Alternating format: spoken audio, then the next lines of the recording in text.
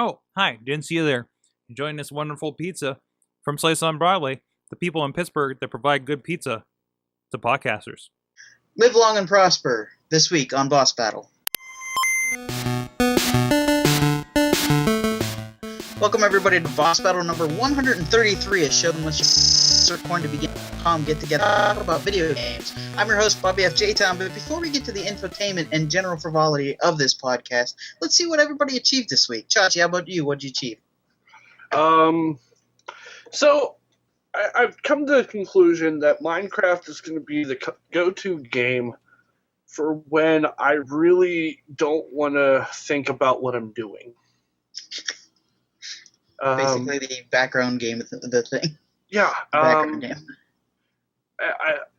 So this past week I used over 2,000 bricks to build a sky bridge, which takes me from one side of the island to the other, and it's about 200 bricks high, and took about an hour and a half. Did you steal any clouds? No, I'm not that high. It both in life or in the game. I also tore down the entire mountain that was on top of my house and made it a farm. So now I got a farm on my house. Pretty cool.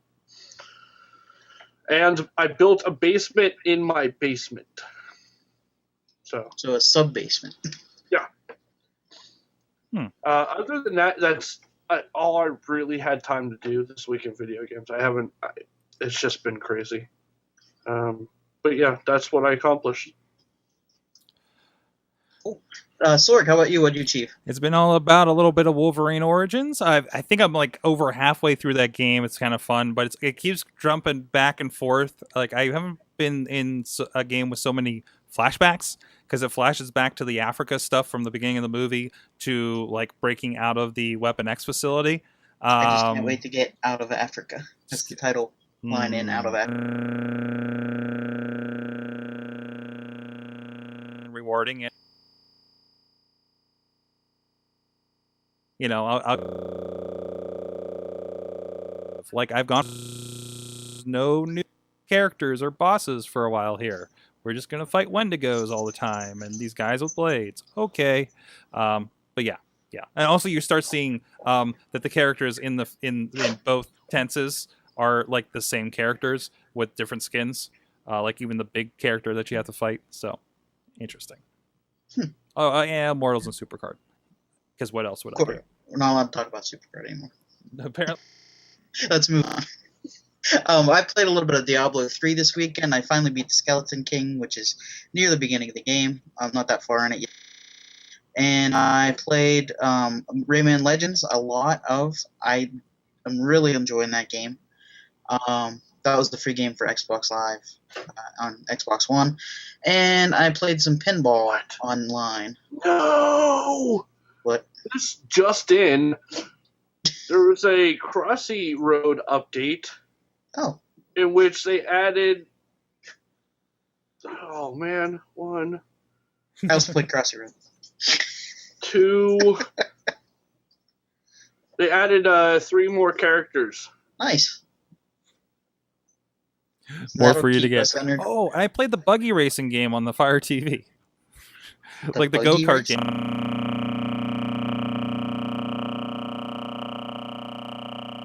On an Android TV.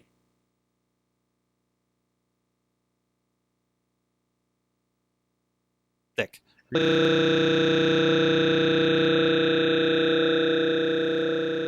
Video games on.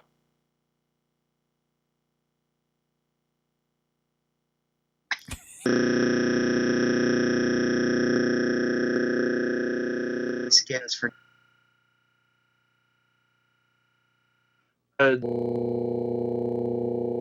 looking thing.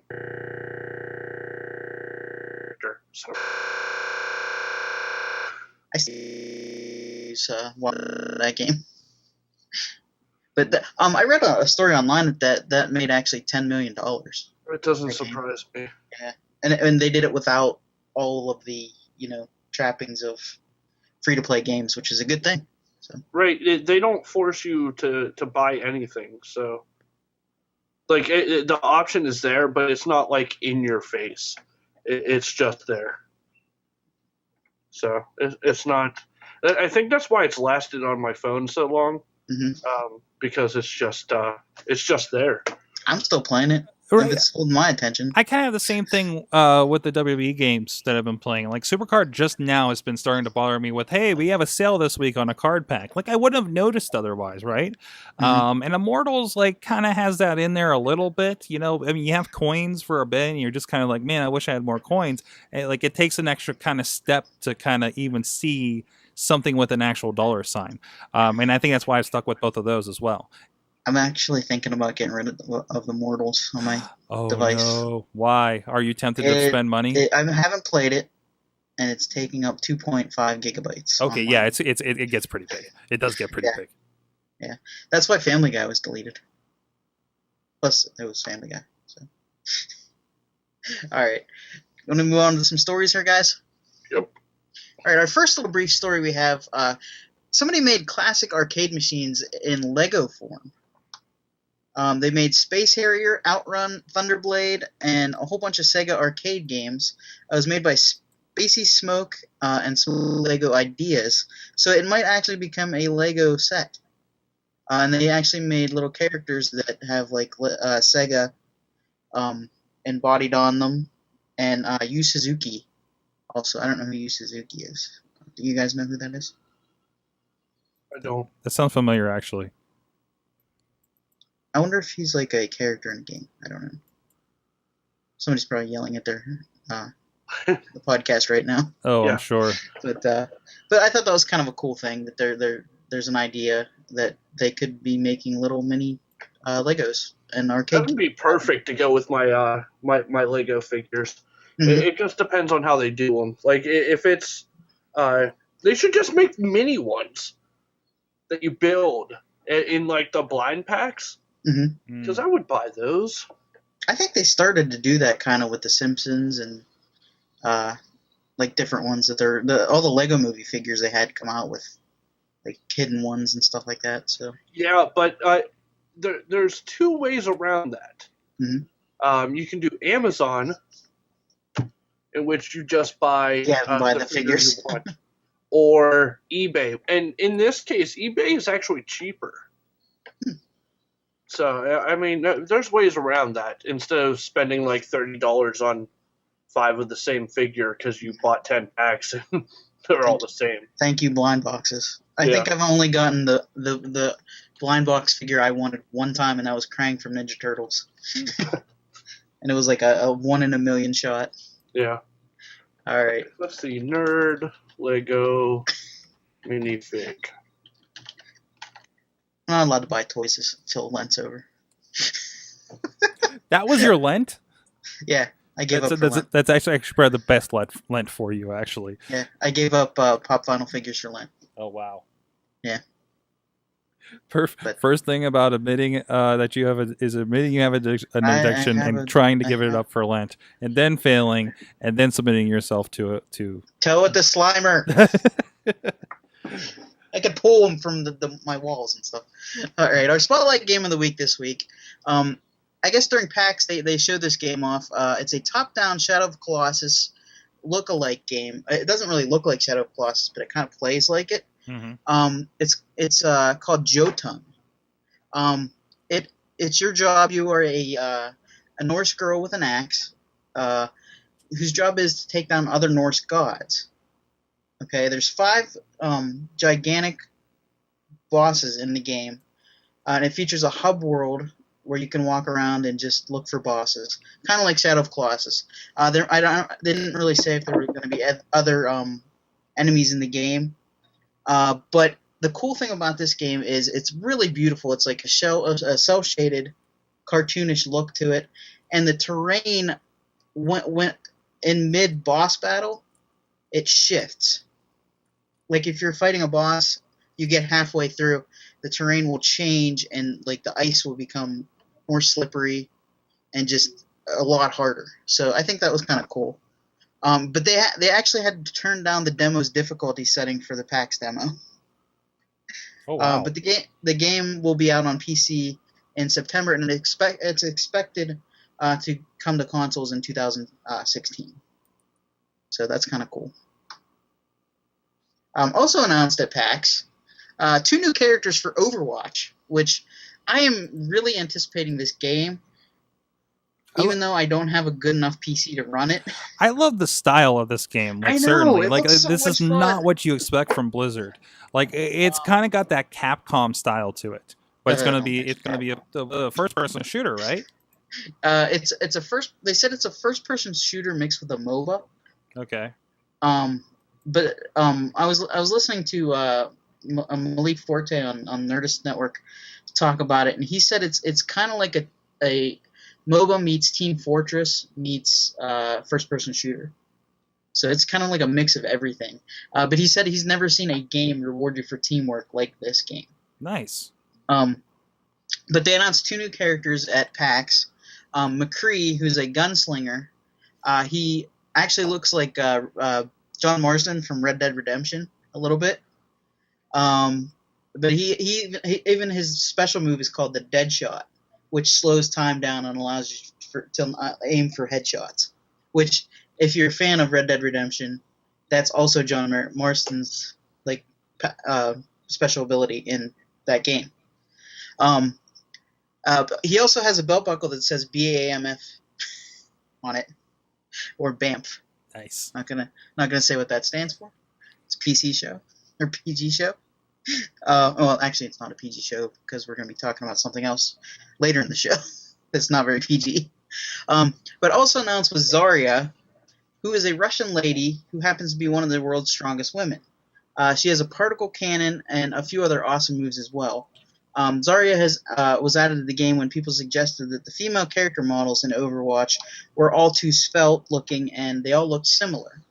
So now she's just a badass chick with giant muscles and is Russian, kind of like Zangief.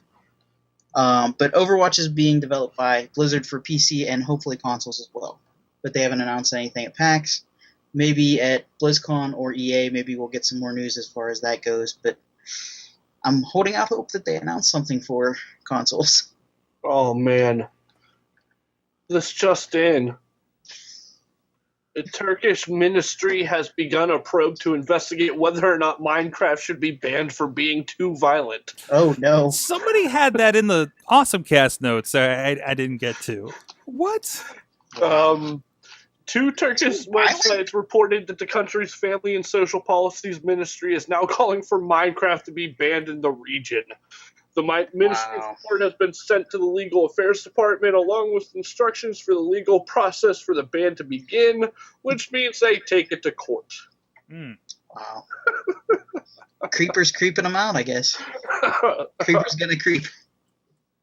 The ministry feels as though children may confuse the in-game world with the real world and even begin torturing animals oblivious to the pain they're inflicting.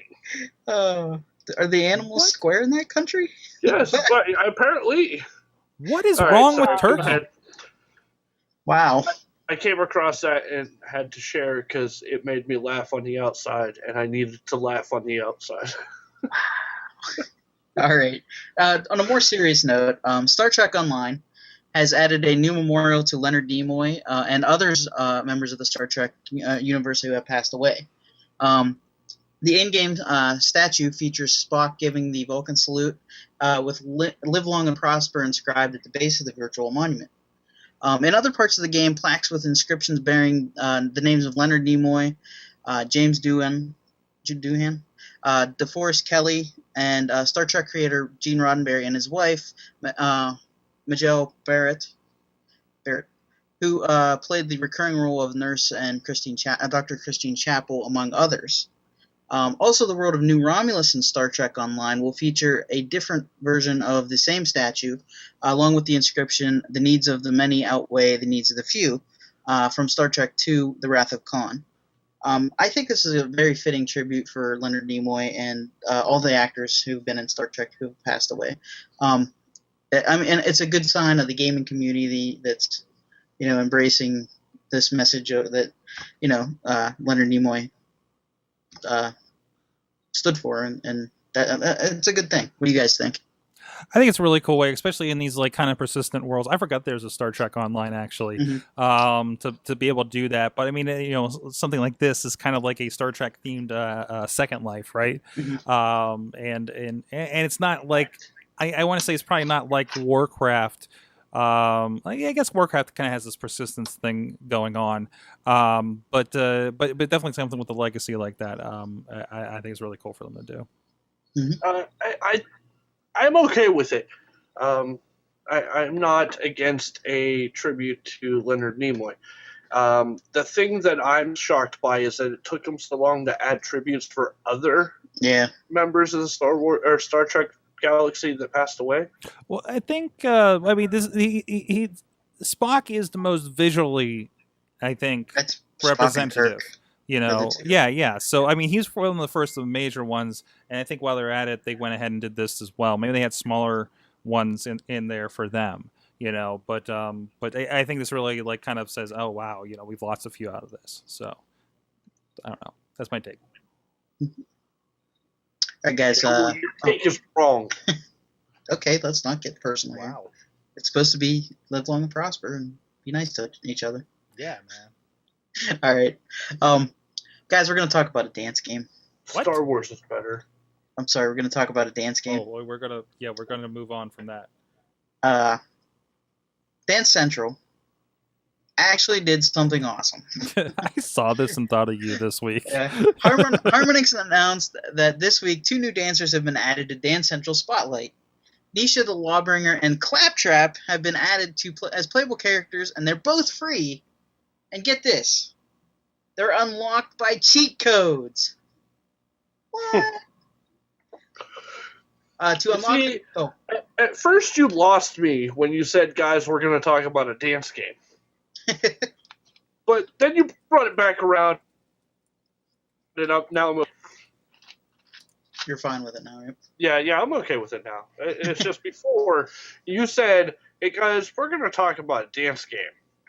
And I'm like, I'm just going to figure this all out. Because who cares about dance games?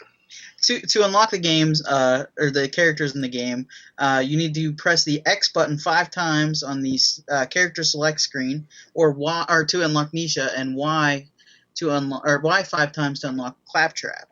The only drawback to Claptrap is he doesn't have legs. Even though the system will recognize your leg movements and give you the credit for doing the moves. But hey, it's Claptrap, so what do we know? I mean, he's the best character almost ever. Awesome. I as somebody who has done his first Dance Central, or maybe it's just Dance on the Wii at the Carlins' place, that is a damn hard game, and I appreciate it. No, it's a cool crossover though. I tried the demo for Fantasia Online for Kinect. Mm-hmm. I ain't too fat for that game. You got to start somewhere, Bobby. Got to start somewhere. I know. I wish DDP Yoga had a game, then I'd do that. All right. Let's get serious for a minute, guys. Again. Oh, no. Somebody put... Oh, no. Somebody put something hidden in a game. Oh, no. Undead Labs, the creator of the cult Xbox Live Arcade title State of Decay, had some problems pop up in their game they were not aware of. They contracted out the game's background designs to a company that hid penises all around their game. The images were so low res that it was only until they were upgrading the game for the Year 1 Survival Edition that's coming out that it upgrades the original game and the DLC to 1080p that they discovered the hidden dicks. Nobody knows why the dicks were placed in the game, but when reached for comment, Jeffrey Card, senior designer, said that during an interview with XBLA fans, some of our contractors worked a ridiculous amount of genitalia into the background. That was an actual press release, or a quote from this guy. They plan on removing all the dicks from the game, but in an odd twist, they are adding vehicles from Jurassic Park to the game via the Jurassic Junction SUV. So instead of dicks, Wow. you get dinosaurs. Wow. Okay, let me just point out that it may have not have been malicious for them adding the dicks to the game. I can't say how adding penises is not malicious, where penises They were are probably not just supposed bored to be. and just decided, Right. you know. They're like, dude, because, alright, honestly, if you're making a video game and you contract something out, how are you not going to look at the images before you approve them?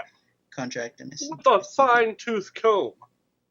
So these designers are probably sitting there and they're like, you know what? Let's hide a bunch of dicks in the background and just see if they notice. They're never going to port this game to high definition. Right. They're like, oh man, this game is not getting past, or not making it to 1080p. So, I mean, like, fill every empty space we have currently with a dick. Well, you know what I'd like to fill my empty space with? Oh no. No, Bobby, no. Pizza! Sorg, you want to talk Oh about no. some pizza? Oh, I was so worried about that. Oh no. That means I'm hungry. What the heck is that segue? Slice on Broadway supporting podcast with pizza in Pittsburgh, right up here in the South Hills of Pittsburgh if you're in the area, right along the tracks in Beachview, and of course you can join them in Carnegie, PA, down on Main Street. They're beer friendly. It's gourmet pizza. They're gluten friendly as well. Not what you're looking at here, but there are options from scratch. The best ingredients that they can get their hands on. Some tremendous stuff. Some tremendous people down there. We thank them for supporting the show. All the shows we do here on Tuesday night on Podcast Day at Sorgatron Media, including this Mayhem shows and of course Awesome Cast and Rambling Movie Minute. Check them out, sliceonbroadway.com. Look for Slice on Broadway on Facebook, on Instagram, or PGH_Slice on Twitter, and let them know that you heard about them on the Boss Battle. Bobby? We are a mature podcast. I would just like to take this moment to apologize to Slice and tell them to please keep sponsoring us despite the toss over to your I ad. was hungry and I had an empty with space in my penises. stomach, and I wanted to fill it with pizza. Okay. All right. I'm sorry, Slice. Our final battle story this week has to do with EA. Electronic Arts announced they are shutting down Maxis, the studio that brought us The Sims, SimCity, and Spore, among other titles. They're keeping the Maxis name at EA, but they are shutting down all the offices in Emeryville, California. EA also announced via press release, today we are consolidating Maxis IP development to our studios in Redwood Shores, Salt Lake City, Helsinki, and Melbourne locations as we close up the Emeryville location. Maxis continues to support and develop new experiences for current Sims and SimCity players while expanding our franchises to new platforms and developing new cross-platform IP. They go on to say, these changes will not impact our plans for The Sims. Players will continue to see rich new experiences in The Sims 4, with our first expansion pack coming soon, along with a full slate of additional updates and content in the pipeline. That's all well and good, but EA has also shut down the following studios in the last few years. Starting with Maxis, purchased by EA in 1997, it was shut down in 2015. Though EA says that Maxis brand will live on, the studio currently behind The Sims continues to use the label. Okay, Mythic, they shut down. Purchased by EA in 2006, it was shut down in 2014. They made the game Dark Age of Camelot. Bullfrog, which made Syndicate and Dungeon Keeper, was purchased by EA in 1995 and shut down in 2001. Origin, which made Ultima and Wing Commander, was purchased by EA in 1992 and shut down in 2004. Westwood, which made Command and Conquer, was purchased in 98 and shut down in 2003. DreamWorks Interactive, Danger Close, EA Los Angeles, which made Medal of Honor, was purchased in 2000 and shut down in 2013. It goes on. The list goes on. Phenomic, which made Spellforce and Battleforge, was shut down. Black Box Games, which made Need for Speed and Skate, was purchased in 2002 and shut down in 2013. Pandemic, which made The Saboteur, was shut down in 2009. Playfish, which made The Sims Social, so this isn't the first Sims location they shut down, or studio they shut down. And new FX, which made NBA Street, was purchased in 2004 and shut down in 2007. With that being said, what are your thoughts on EA's business practices? Are they doing good for gaming, or are they just buying up studios to shut them down? Well, and they're not buying them up the show. I mean, they get a lot more than just the studio. They get the IP, right? They get maybe they get to farm this talent out to other studios. They get techniques. They get technology. They get a lot of stuff out of that. And in most of these cases, these studios have stuck around for, on average, 5 years. Am I seeing? 5 to 10 or so years. So I mean, go ahead. I mean, it's not like they're getting shut down the next year. I mean, hell, EA bought Maxis in 1997, and they're just shutting them down. I mean, it's one of those that, you know, and they're going to use Maxis in the label, but I mean, really, they can farm that out to how many studios that they have. You know, it's not like the company culture of Maxis that existed in 1997 that brought us the game of SimCity still exists today, because it's become Electronic Arts. The company culture and talent has become Electronic Arts culture and talent. You know, are the people on top still a part of this? Usually when a studio gets bought, the head people, after whatever vesting period that they have in their contract, just take off and start a new studio somewhere else. I don't even think Will Wright's with Maxis anymore. No, I don't think he is. I don't think he has been for a while. So, I mean, this is all... You know, I find myself a little put off when id Software is owned by Bethesda now, right? And they don't feel like the same one. And then John Carmack left, and they're definitely not the same one. You know, you don't feel as much when you look at that logo as you did back in the day when you played Doom and Quake 2 and stuff, right? So no, I think this is all. I mean, this is all a name. You know, I mean, and to say who says any of these studios wouldn't have been shut down anyways if they were left to their own devices? So and just like the one that's been around, like the long lasting one right now is BioWare for EA. They've been around pretty much since Mass Effect. But they also are consistently putting out hits. That's the other thing to look at too. When's the last time SimCity or maybe even The Sims were blockbusters? Right. And the SimCity was supposed to be a blockbuster, but they kind of ruined that. Right. By having it online only, and same with The Sims 4. It really didn't grasp like The Sims 3 did. Right. I mean, they bought these guys that were proven commodities. They didn't continue to deliver like they would hoped, but the little bit they did after the fact probably still made money and made up for the purchase. So, and on top of all the other things I mentioned that they get out of a purchase. Can I just point out that we're talking about the company that won the Golden Poo Award? I was going to say that. For how many years in a row? Right. Yeah. I mean, let's be honest here. Not really surprising that they do this. I mean, are we really shocked by all this? No, absolutely not. I think at this point that if your company is bought by EA, you should just expect it to close. But it's not as bad. It's not as bad as, you know, when we're talking about the tech industry, how many things get bought by Google and Apple and immediately shut down. So, I mean, it's like we bought the technology, we bought this, we bought the talent, and goodbye Bullfrog, like the next year. Or immediately upon closing of the purchase. You know, how many apps have you had on your phone that just don't work anymore because they got bought by Apple? You know, Siri is a perfect example of this because it was its own thing before it got purchased and integrated by Apple. You know, you don't see that as much in this. I think it's just the general workings of a large company. So right, and as someone who works at a large company that has recently bought two other companies, we don't want the name. Right. You see, but you get the talent or you get the clients or whatever, not getting into what your business is, but you also see the stripping or management of that new property, right?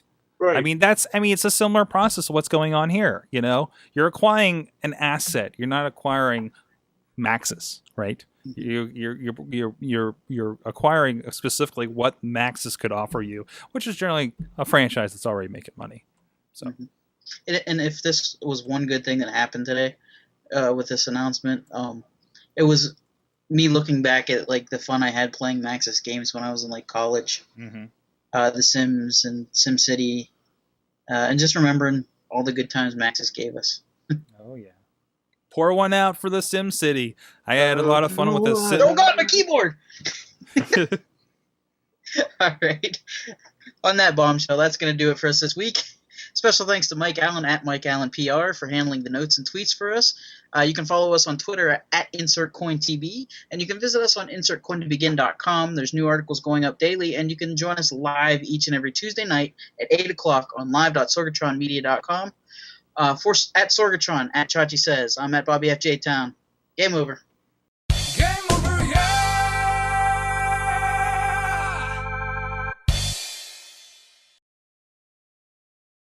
This show is a member of the Sorgatron Media Podcast Network. Find out more at sorgatronmedia.com.